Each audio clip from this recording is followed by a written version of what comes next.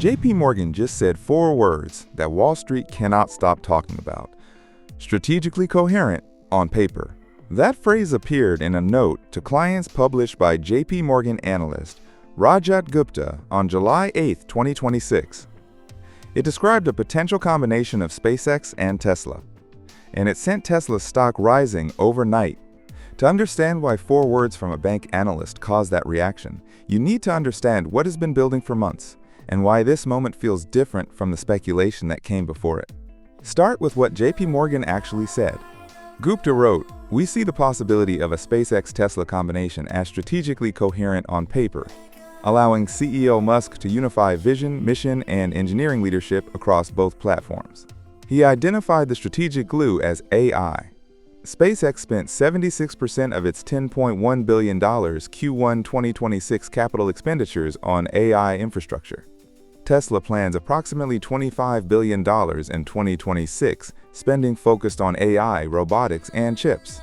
Both companies are building toward the same technology stack from different directions.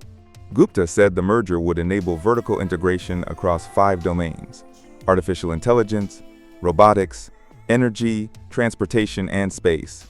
Combined, those 5 domains address a total addressable market that SpaceX has described as $28.5 trillion.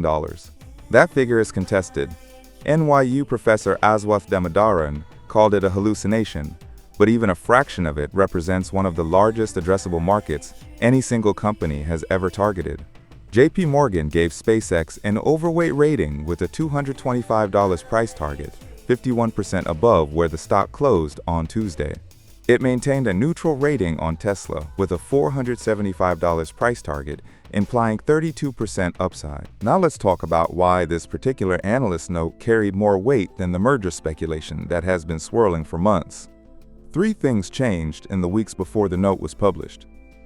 The first was the SpaceX IPO itself.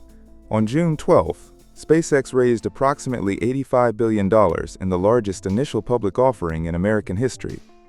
That IPO gave SpaceX publicly traded stock. Publicly traded stock can be used as acquisition currency. Before the IPO, a SpaceX acquisition of Tesla would have required cash or private stock. After the IPO, SpaceX has a liquid, publicly valued currency to make a deal. JP Morgan specifically called out the IPO as one of 2 enabling catalysts for a merger. The second enabling catalyst was Musk's voting control move at Tesla. He exercised 304 million Tesla stock options in June, lifting his voting stake to approximately 20%. He has said publicly he needs 25% to pursue Tesla's AI ambitions without shareholder interference. He is now one significant move away from that threshold. JP Morgan flagged this directly. Musk's growing control at Tesla makes him better positioned to push through a transaction that ordinary shareholders might resist. The third development was Gwynne Shotwell, the president and COO of SpaceX, not a random spokesperson, but one of the most senior executives in the company, told CNBC's Morgan Brennan that a merger might make Elon's life a little easier. She did not rule it out. She did not dismiss it. From the second most senior person at SpaceX, that is as close to a public acknowledgement as any merger speculation has ever received. So what would the actual deal look like? JP Morgan outlined 4 possible structures. The first is an all-stock SpaceX acquisition of Tesla. SpaceX uses its newly public stock to buy Tesla outright. Tesla shareholders receive SpaceX shares. The 2 companies combine under SpaceX's corporate structure. The second is a new holding company. Both SpaceX and Tesla merge into a newly created parent entity. This avoids the optics of one company swallowing the other and may be easier to structure from a governance perspective. The third is a cash and stock hybrid. SpaceX uses a combination of its $100 billion in cash and newly issued stock to acquire Tesla. This allows Tesla shareholders to receive some immediate liquidity, rather than waiting for SpaceX stock to appreciate. The fourth is a phased partial combination. Rather than a full merger, SpaceX and Tesla begin with a formal joint venture or shared business unit, possibly around AI or robotics, and combine more completely over time. Gupta noted that the first option, an all-stock SpaceX acquisition, is the most structurally straightforward, but the ownership asymmetry complicates it. Musk owns 42% of SpaceX. He owns only 13 to 15% of Tesla. A deal that makes Tesla shareholders into SpaceX shareholders is a deal where Musk ends up with more control over the combined entity than Tesla's current shareholders might accept. Now the obstacles. Because JP Morgan was careful to list them, China is the largest. Tesla has significant manufacturing capacity in Shanghai. Its gigafactory there produces a substantial share of its global vehicle output. SpaceX, on the other hand, has no presence in China, and its defense contracts, government satellite work, and national security adjacency mean Chinese regulators may have serious concerns about approving a merger. Without Chinese regulatory approval, Tesla's China operations would be in an impossible position inside a combined entity. Gupta described this as the single most complex regulatory hurdle. China approval alone could make or break any transaction structure that includes Tesla's manufacturing asset. Beyond China, a transaction of this size would require approval from regulators in the United States, the European Union, and multiple other jurisdictions. The antitrust questions around a single company controlling rockets, satellites, electric vehicles, AI computing, robotics, social media, and internet infrastructure are genuinely novel. No regulatory body has ever reviewed a proposed combination that spans this many sectors simultaneously. Then there is the governance gap. Musk's control at SpaceX is near total.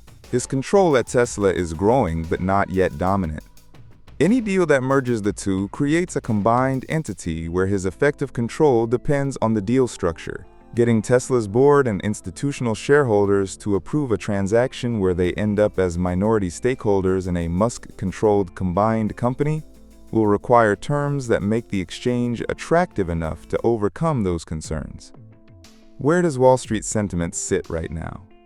Wedbush analyst Dan Ives, one of the most followed technology analysts on Wall Street, has publicly placed the odds of a SpaceX-Tesla merger at 80% within the next 12 months. That is not cautious optimism. That is a near certainty call from a name the market takes seriously. Bloomberg put it plainly this week. The question now seems to be when, rather than if, a combination will happen.